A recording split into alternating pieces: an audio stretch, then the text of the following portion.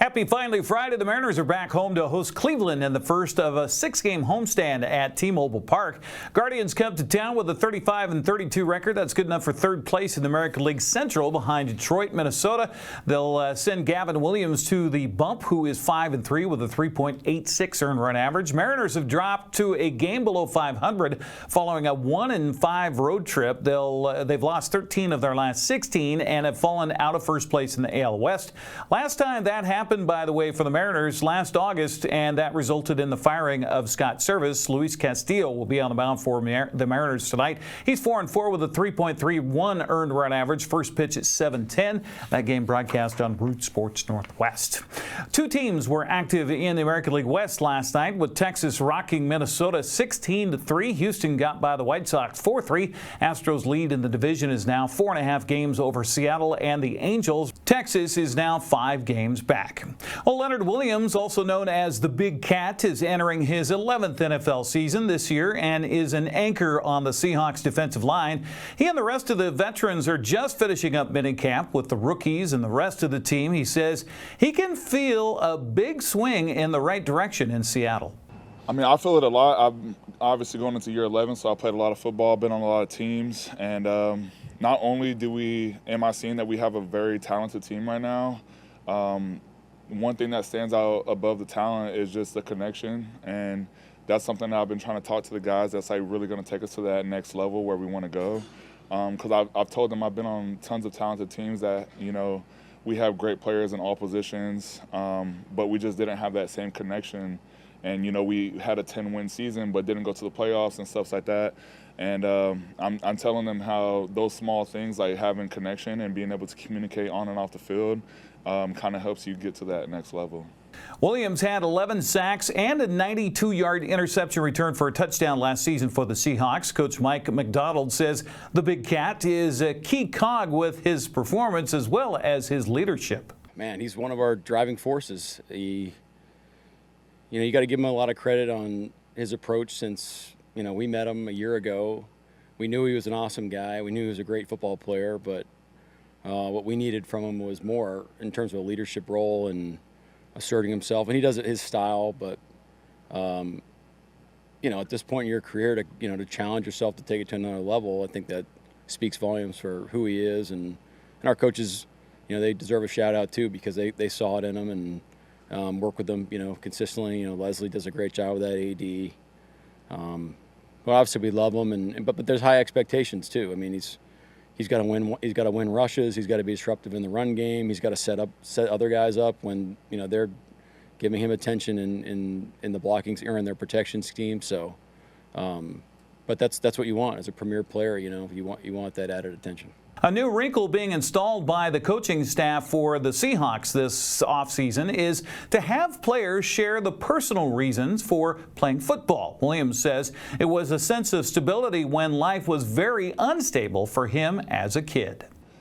But for me, I think just football gave me everything I have in life. I grew up, homeless at times. I grew up living in and out of hotels, motels, and kind of an unstable lifestyle as a young kid.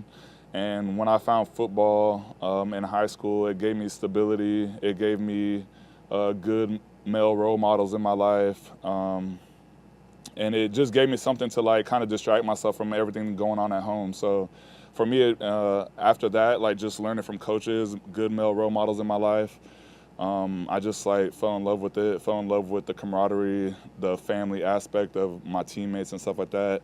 And I'm sure you can ask every single person at this point, it's never was about the money. The money ends up coming with it, obviously, but for every single person that talks about their why, it's because they had some type of lifestyle like that growing up, and then it kind of brought them to this point. Leonard Williams says sharing stories of why football has helped players understand each other more off the field is a big part of team building as they look forward. The Wenatchee AppleSox won a seesaw battle with Kamloops last night. Final 11-7. Wenatchee opened up the scoring in the first inning on Jack Barker's two-run triple.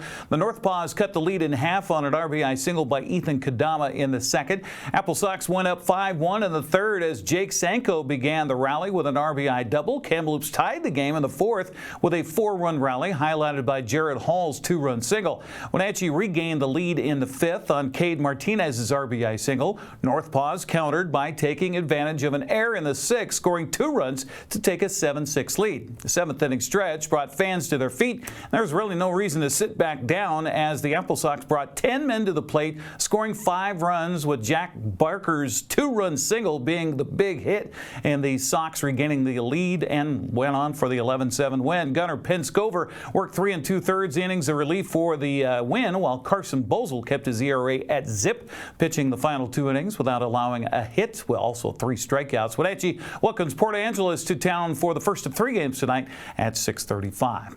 The Lefties come to town after sweeping a non-league series against the Seattle Gumbaroos, the final game last night, by a score of 9-1. Bellingham edged Bend 4-3 to complete a 3-game sweep. Edmonton shut out Kelowna 7-0. Nanaimo doubled up Victoria 8-4. Walla Walla handed Portland its first loss of the season 5-3. Corvallis topped Springfield 5-3. Yakima Valley outdueled Ridgefield 14-11. 2 teams combined for 29 hits and 3 homers in that one. Marion Berries improved to 5-4 with a 5-3 win over Cowlitz. Well, the Bells remain atop the North Division standings of the West Coast League at 9-3. Wenatchee is a game back at 8-4. Edmonton is just a half game behind the AppleSox at 6-3. Kamloops leaves Wenatchee at 7-5, 2 games out of first place. Victoria dropped to 6-6 and in currently 5th place. Port Angeles comes to town tonight with a 2-7 league record, already 5.5 games out of first place in the first half standings. Well, be sure to tune in for live coverage tonight of the game between the AppleSox and Lefties from Paul Thomas Senior Stadium. I'll be joined by Brandon Schmitten with the call. Our pregame starting at 6:30 right here on the NCWLIFE channel. Well, there's a big Father's Day bash going on this weekend at Wenatchee Valley's Super Oval. It's officially being called the Bump to Pass Father's Day Bash, with the Johnson Electric Bump to Pass cars being featured. Also racing this weekend will be the Rockstar Energy B-Mods, Plum Perfect Roadrunners, Apple Valley Pumping Crown Vic Stocks, and the B&T Towing Youth Roadrunners. Gates open tomorrow at 4:30, racing underway at 6. Go to WVSO.com if you want tickets or more information. That's a check of sports news. I'm Eric Granstrom. Have a great Father's Day weekend.